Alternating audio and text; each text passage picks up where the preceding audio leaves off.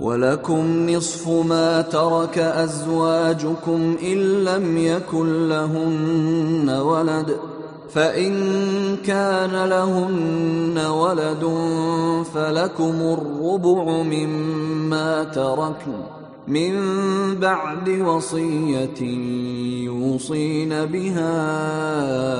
أو دين، ولهن الربع مما تركتم إن لم يكن لكم ولد، فإن كان لكم ولد فلهن الثمن مما تركتم من بعد وصية توصون بها أو دين، وإن كان رجل